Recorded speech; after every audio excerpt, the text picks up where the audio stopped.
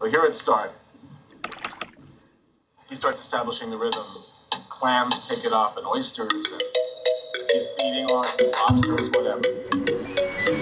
At the Walt Disney Studios from 1984 to 1994, a perfect storm of people and circumstances changed the face of animation forever. But it almost never happened.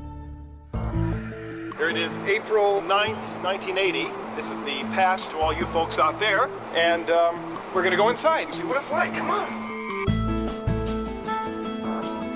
Revisions. 100 drawings go in the trash. The fact is that the last couple of animated movies made were not particularly good. That year, we were beat out at the box office by the Care Bears movie. We knew we hit rock bottom when the studio told us that we were being kicked out of our own building. I think after that meeting, we all kind of said, we're going to make great films. The work was intense, the hours were long, and there was only one thing that could stop it all: margaritas. This crew is the best crew. It's fabulous. Can you really do what you want to do in animation? We have to do in this company. That is our legacy. From the producer of The Lion King and Beauty and the Beast comes the true story of the players. Hi, Tim. This is Tim Burton. And who are you? I'm John Lasseter. He's the cameraman. And the passion. The real heartbeat of this company was, is, and will always be the film business. That fueled one of the greatest comebacks in entertainment history. And the winner is Beauty and the Beast. Told by the people who were actually there. We were a group of artists living the dream. We went from hitting rock bottom to creating the most successful films ever. This is the story of how we got there. Waking Sleeping Beauty. Actually go back to having you set the scene when you first joined the Disney company. Like, what was the landscape like? What was the vibe like? What, as an artist, do you retain from those moments when you first got involved? Well, I was right out of college, and it was a time when Disney was kind of a country club atmosphere. A lot of people, not everybody, but a lot of people were in their 50s and 60s towards the end of the time at their careers at Disney. They had worked with Walt Disney, and many of them had kind of invented the art of animation and or theme park design. So, on that front, I feel that I was really lucky because I was just a delivery guy. I would get coffee for people, and I would run around and deliver artwork and that kind of stuff. But they would always ask, like, well, what are you doing? And what are you interested in? And you could kind of hang, and in a funny way, Disney became my university. It's where I really learned so much because you're surrounded by great artwork and great artists and interesting people. And so it was very relaxed, though. The movies would get made, not necessarily on a deadline, but they would get made when they were done. They would be released. So maybe one every 4 years. The work was okay. The primary part of the company was theme parks. I mean, Disneyland and Disney World were making all the money in terms of what the shareholders liked.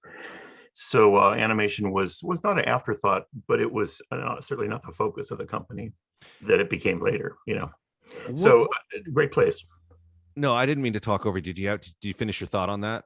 No, that's all. Just a great place, a place where you could have lunch in a commissary, have a beer, go play ping pong, go play some Dixieland jazz, and get back to work after that. So it was, very collegial. Now, after I left Warner Brothers, I moved to the Warner Hollywood lot, and they shot the 40th anniversary special features for Mary Poppins there. And, everyone the cast showed up. And one of the people that showed up was Roy Disney Jr. And on the bumper of his car was a sticker that said, "Impeach Eisner." Do you know that sticker? Did you see that sticker? Yeah, there was a time when they were, their relationship was troubled, I guess I would say. Yeah. Well, by the way, if you don't know it by now, you are the architect of a rather brilliant documentary that I recently rewatched in prep for this discussion. There's lots to talk to you about, Don, but we're in trouble because there's some of the things that we should just get the conversation going with are probably some of the more interesting political points, because you were also there in the pre-Eisner days, and then AE after Eisner. No. Well, you were there for the changeover, right? When Katzenberg took over, and Katzenberg, look, you worked with him and I've met him. He's an interesting force, but what were your feelings when that guy showed up for the first time? Well, he's a force of nature, and I think everybody kind of knew it. What was interesting is Roy Disney was kind of put in charge of animation because Katzenberg and Eisner were really trying to rejuvenate the live action business. And so Katzenberg initially was bringing in Robin Williams and Bette Midler and people to do movies. And Roy would kind of hang out with us from time to time, and we would get going, and we would pitch things to Eisner and Katzenberg. But it wasn't until they were there for a year or two and they really started to realize that animation had huge potential. And it's hard for me to say anything really negative about Jeffrey because he is he's a force to be reckoned with. He never sleeps, it seems. He is disciplined beyond belief. He at that time everybody would work on Saturdays and Sundays. He'd get in early. You would feel the hood of your car to see if it was still warm. I mean, like, did you get in before him or just a few minutes before him? And say things like, well, if you didn't come in Saturday, don't bother coming in Sunday.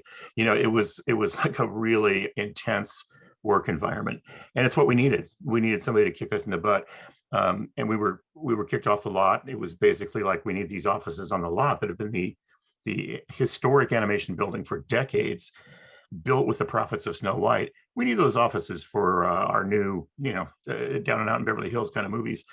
And so we moved to Glendale to a bunch of seedy warehouses over there that ended up being the place where Little Mermaid and Lion King and all those things got made. So it was a time of really difficult pressure, executives that were pushing hard. It was the home video era. So we ran through the library pretty fast with movies like Pinocchio and Dumbo and kind of archival movies. And so there was this push all of a sudden to say, well, we got to do a movie a year at least to keep refeeding this kind of VHS home video animal, because that was a cash cow for the company.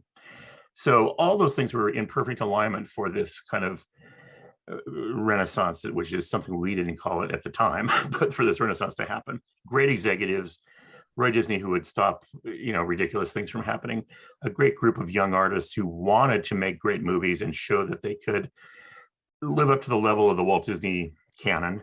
And then this juggernaut of young people with VHS cassette players at home. Your road to redemption is paved with tombstones.